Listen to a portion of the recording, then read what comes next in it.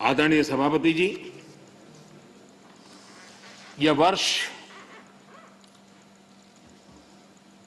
गोवा के 60 वर्ष का एक महत्वपूर्ण कालखंड का वर्ष है।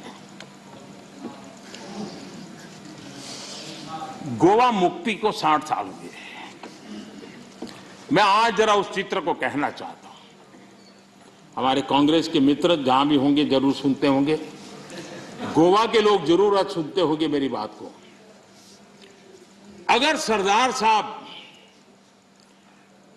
जिस प्रकार से सरदार पटेल ने हैदराबाद के लिए रणनीति बनाई, इनिशिएटिव लिए, जिस प्रकार से सरदार पटेल ने जूनागढ़ के लिए रणनीति बनाई, कदम उठाए, अगर सरदार साहब की प्रेरणा लेकर के गोवा के लिए भी वैसी ही रणनीति बनाई होती तो गोवा को हिंदुस्तान आजाद होने के 15 साल तक गुलामी में नहीं रहना पड़ा होता।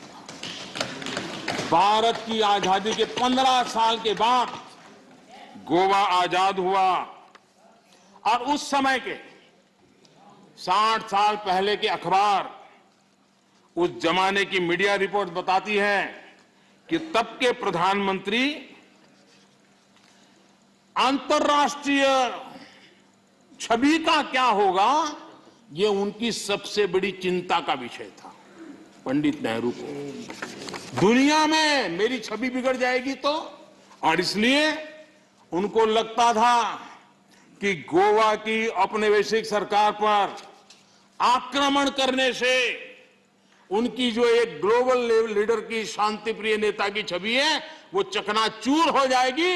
गोवा को जो होता है होने दो, गोवा को जो झेलना पड़े झेलने दो, मेरी छवि को कोई नुकसान ना हो। और इसलिए जब वहां सत्याग्रहों पर गोलियां चल रही थी, विदेशी सल्तनत गोलियां चला रही थी, हिंदुस्तान का हिस्सा, हिंदुस्तान के मेरे भाई बहन, उन पर गोलियां चल रही थी, और तब हमारे देश के प्रधानमंत्री ने कहा था कि मैं सेना नहीं दूंगा, मैं सेना नहीं भेजूंगा।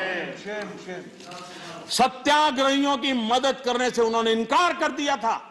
यह गोवा के साथ कांग्रेस ने किया हुआ जुल्म है, और गोवा को 15 साल ज्यादा गुलामी के जंजीरों में जकड़ के रखा गया, और गोवा के अनेक वीर पुत्रों को बलिदान देना पड़ा, लाठी गोलियों से जिंदगी को बसर करनी पड़ी। ये हाल पैदा किए थे।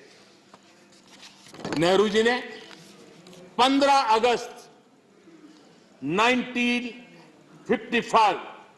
1955 को पंडित नेहरू ने लाल किले से जो कहा था, मैं जरा कोट करना चाहता हूं। अच्छा होता कांग्रेस के मित्र यहां होते तो नेहरू जी का नाम सुनकर के कम से कम उनका दिन बहुत अच्छा जाता, और इसलिए उनकी प्यास बुझाने के लिए मैं बार बार नेहरू जी को भी याद करता हूं। आजकल नेहरू जी ने कहा था, लाल किले से कहा था, मैं उनको कोट करता हूं, कोई धोखे में ना रहे, भाषा देखिए, कोई धोखे में ना रहे कि हम वहां फौजी कार्रवाई करेंगे। कोई फौज गोवा के आसपास नहीं है। अंदर के लोग चाहते हैं कि कोई शोर मचाकर ऐसे हालात पैदा करे कि हम मजबूर हो जाएं फौज भेजने के लिए। हम नहीं भेजेंगे फौज, हम उसको शांति से तय करेंगे। समझ लें सब लोग इस बात को। ये हुंकार 15 अगस्त को गोवा वासियों के एस्पिरेशंस के खिलाफ कांग्रेस के नेता के बयान है। पंडित नेहरू जी ने आगे कहा था, जो लोग वहां जा रहे हैं, लिमेज जी, लोहिया जी समेत सब लोग वहां सत्याग्रह कर रहे थे, आंदोलन कर रहे थे, देश के सत्याग्रही जा रहे थे। हमारे जगन्नाथ राव जोशी कर्नाटक केसरी, उनके नेतृत्व में सत्याग्रह हो रहा था। जो पंडित नेहरू जी ने क्या कहा, जो लोग वहां जा रहे हैं उनको वहां जाना मुबारक हो। देखिए मजाक, देखिए देश के अपनी आजादी के लिए लड़ने वाले मेरे ही देशवासियों के लिए क्या भाषा, कितना अहंकार है। वो लोग वहां जा रहे हैं, उनको वहां जाना मुबारक हो।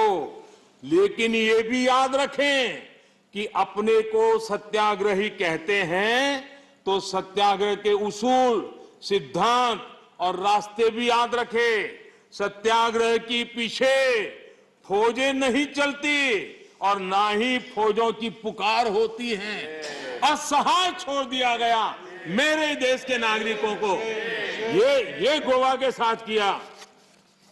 गोवा की जनता कांग्रेस के इस रवैये को कभी भूल नहीं सकती है।